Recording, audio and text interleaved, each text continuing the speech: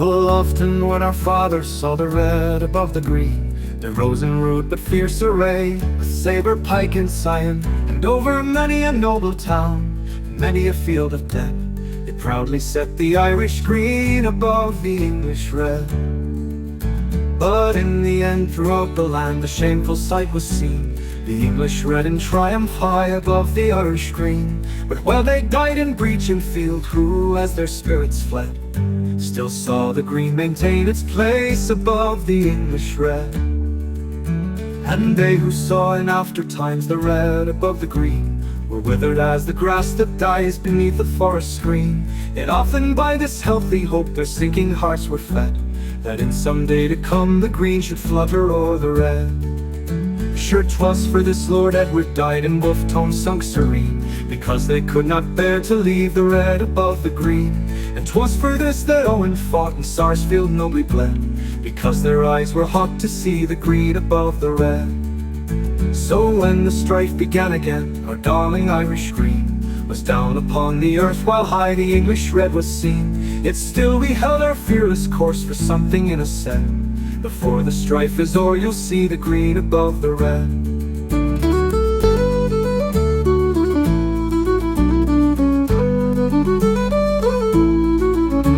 And 'tis for this we think and toil and knowledge strive to glean, that we may pull the English red below the Irish green, and leave our sons sweet liberty and smiling plenty spread above the land once dark with blood, the green above the red. The jealous English tyrant now has banned the Irish green, forced us to conceal it like a something foul and mean. But yet by heavens he'll sooner raise his victims from the dead than force our hearts to leave the green and cotton to the red.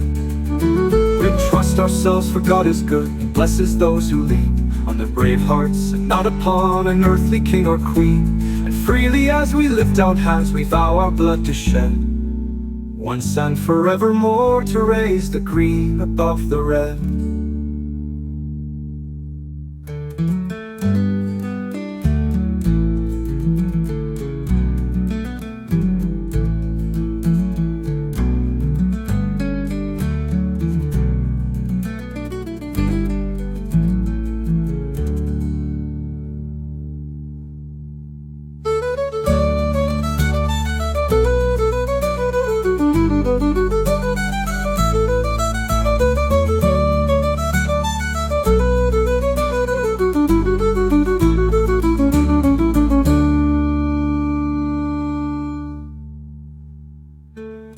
The jealous English tyrant now has banned the Irish green, and forced us to conceal it like a something foul and mean. But yet by heavens he'll sooner raise his victims from the dead than force our hearts to leave the green and cotton to the red.